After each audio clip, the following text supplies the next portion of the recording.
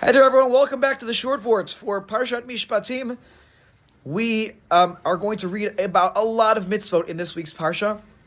I want to speak about one, which is called Ona'at Dvarim. Torah says, "V'lo v'ger lo tonu, v'lo tilchatzenu," that you shouldn't oppress a stranger with words and certainly with actions. Ki gerim hayita be'eretz Mitzrayim, because you know what it's like to have been oppressed when you were a stranger in the land of Egypt. Now, this seems like an obvious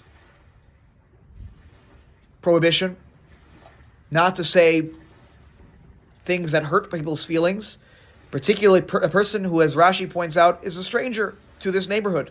Someone who's come, as Rashi says, from another country to live amongst you. Probably doesn't speak your language, probably may, sound different, have different customs, different, mannerisms, ways of life. Sometimes we look at that and we go, that's pretty strange. Saying that to them is extremely hurtful.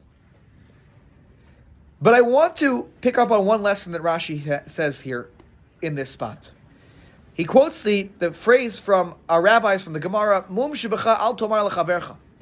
That yes, we might see in other people, in a stranger, that they're not doing things correctly, they do things differently. And the Torah is here asking us to stop thinking like that. Because ultimately, if we look inside ourselves, we probably have similar flaws. Mum shebecha means the flaws in us. Al tomar lechavercha. Don't start talking about your friends who has the same flaws. Worry about ourselves. Think internally about where we can grow, where we can be better. Because ultimately, if we have an internally focused mindset, we're always looking at ourselves, where we can improve, where we can be better, and stop looking at others and where they can be better, we will ultimately have a more improved personality for ourselves. We'll improve our where we have character flaws, and ultimately we will be a person who others, even strangers, will feel comfortable around. Because although there's no judgment there, because we're the kind of person who looks internally and sees where in ourselves there are flaws.